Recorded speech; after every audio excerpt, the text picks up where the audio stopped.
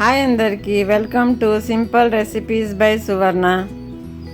ఈరోజు అసలు నా మైండే పని చేయలేదండి. నేనేం చేయాలనుకుని ఏం చేశానో చూడండి. ఒక్కోసారి మనకి అలాగే అవుతుంది కదా, మనం ఒకటి చేయబోయి ఒకటి చేస్తాం. ఈరోజు నాకు కూడా అలాగే అయిందండి. నేంటో చేయబోయి వడాలు చేశాను. ఈ వడాలు ఏం వడాలు అనుకుంటున్నారు? గెస్ట్ చేయండి. గెస్ట్ చేశారా? ఎలా చేయాలో చూద్దాం రండి. ఇదిగోండి, అటుకులు తీసుకున్నానండి. అటుకులు మంచిగా కడగాలి 2-3 టైమ్స్. ఇలా జాలి గిన్నెలో వేసి కడగాలి. ఇది ప్లాస్టిక్ కాదండి, సిలికాన్ది. దగ్గర స్టీల్ది ఉంటే స్టీల్ దాంట్లో వేసి కడగండి. ఇదిగోండి, ఇలా కడగాలండి 2-3 టైమ్స్. వాటర్ మంచిగా తెల్లగా వచ్చే వరకు కడగాలి. కడిగినాక వాటర్లో పెట్టి కొంచెం సేపు నానబెట్టుకోవాలి.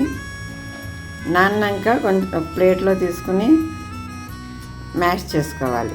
ఎందుకంటే ఇలా మ్యాష్ చేసుకున్నానండి. దీనిలోనే ఒక చిన్న ఆలుగడ్డ బాయిల్ చేసి వేసాను. బాయిల్ ఆలుగడ్డ మ్యాష్ చేసుకోవాలి.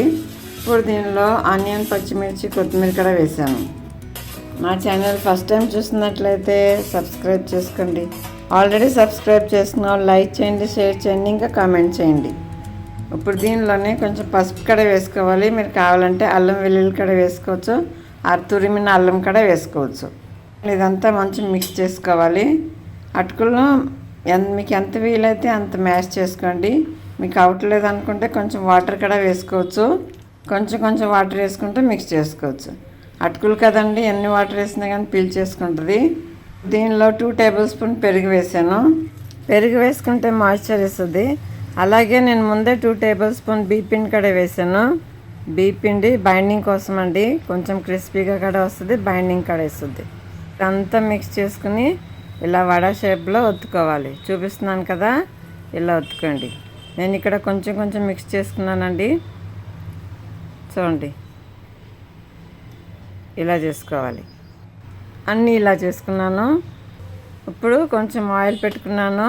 ఆయిల్ మరీ డీప్ ఫ్రై చేయనండి, నేను కొంచెం షాలో ఫ్రై చేస్తాను. ప్యాన్లో ఆయిల్ తీసుకున్నాను. ఆయిల్లో ఒక్కొక్కటిగా ఫ్రై చేసుకోవాలి. చాలా టేస్టీగా ఉంటాయండి ఈ వడలు. పైనుంచి క్రిస్పీగా కరకరలాడుతూ, లోపల చాలా సాఫ్ట్గా. ఇంకా ఆలు వేసాం కదా, ఆలు కూడా మంచిగా టేస్ట్ ఇస్తుంది, చాలా బాగుంటుంది. ఇలా 2 వైపులా మంచిగా గోల్డెన్ బ్రౌన్ వచ్చే వరకు ఫ్రై చేసుకోవాలి. చూస్తున్నారు కదా, క్రిస్పీగా ఉన్నాయా? తెలుస్తుందా మీకు క్రిస్పీగా వచ్చినాయని? ఏ చట్నీతో అన్నా తినొచ్చండి, లేదంటే టమాటో సాస్తో కూడా సర్వ్ చేసుకోవచ్చు. ఇక్కడ ఫ్లేమ్ మటుకి మీడియం టు హై ఫ్లేమే ఉండాలండి. లో ఫ్లేమ్లో చేస్తే ఆయిల్ అబ్జర్వ్ చేసుకుంటుంది. అటుకులు కదా, కొంచెం ఆయిల్ ఎక్కువ అబ్జర్వ్ చేసుకుంటుంది. అందుకని మీడియం టు హై ఫ్లేమ్లోనే ఫ్రై చేసుకోవాలి. సబ్స్క్రైబ్ చేశారా మీరు? చేసుకోండి సబ్స్క్రైబ్. వడలు నచ్చినాయా మీకు? నచ్చితే లైక్ చేయండి, షేర్ చేయండి, ఇంకా కామెంట్ చేయండి.